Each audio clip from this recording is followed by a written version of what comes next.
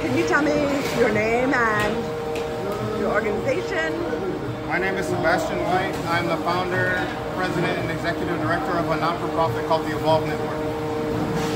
So, Sebastian, tell us a little bit about what your organization does and what the goals are. Got it. So my organization, I started this and founded us on a concept that incorporated the passions of my father and my aunt. They passed away in the spring of 2020, and I wanted, like I said, to incorporate us and keep their legacies alive through my work, almost like keeping them alive and as a part of their journey, as a part of my journey. And what we provide is a holistic healing and therapeutic space for kids by way of the farm-to-table process. So we teach kids planting the seed all the way through how it ends up on a dish, on a plate, and served with their family, their friends, and in community with others. Great. So what inspired you to choose food besides your parent, your dad and your aunt? Was food always a part of your family? Was it? What inspired you to choose food to do this? Initially, the idea was my aunt was a gardener. My father was a lot of different things, but particularly the financial literacy piece about what you need behind, and also thinking about how to increase the opportunities for kids and giving them a better chance to succeed than what I had. That's what he instilled in me. And my father was a foodie. He loved food too, so it just made sense. I was a psychotherapist and also loved to cook, so it just felt like a natural integration. As I got into it more and more, I truly see the untraditional nature of it, but I also see the power of it therapeutically. It's really cool to experience. Food is such an amazing teacher, connector, healer, and truthfully a therapist as well. There's so many really interesting and powerful lessons that we can highlight if you pay attention to the process. So, here's your the question you're not ready. What is your go-to comfort food?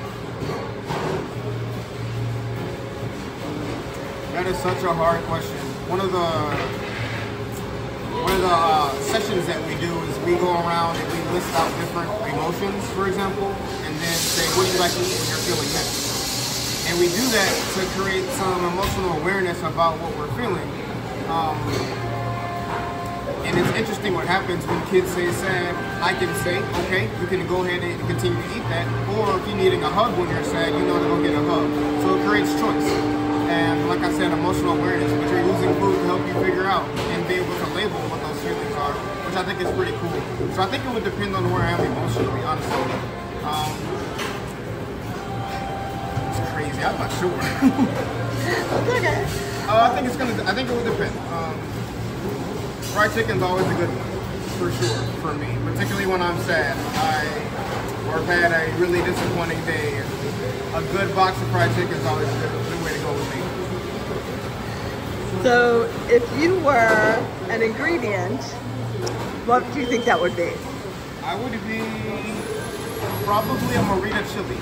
So technically that's a jalapeno that's been smoked and dried. But the reason I say so is I have a very passionate and fiery personality. There's also a lot of depth to the chili, and I think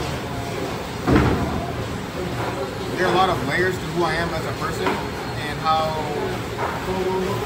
others experience me and what's inside and how I care. There's a lot of depth and passion and fiery in that nature, and I think that would best describe me if I was an ingredient. It's actually my favorite chili as well. I like that. So, could you share a story about, or a favorite moment since you began doing this? Like, what do you feel like something really great that you were able to be a part of or create? My favorite moments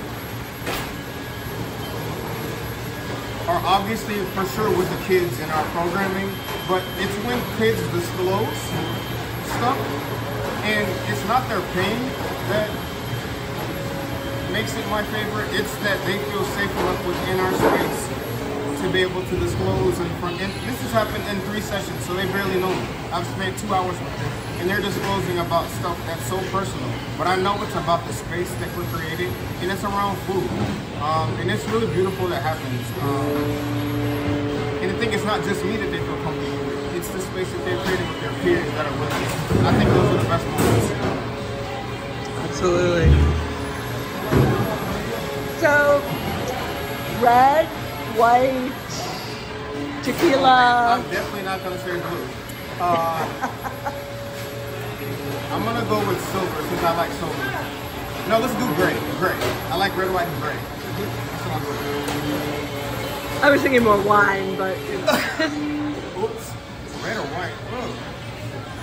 Tequila. So back when I used to drink, it was for sure, I think I preferred whites, but I love to cook with reds. I think reds have a nice depth to them. I actually like to cook with both, but in terms of drinking, when I did, it was for sure whites. So part of our mission, as you know, is to help or to work with students of color as they're trying to succeed going through college, or they're going to succeed going through college. Should probably rephrase that.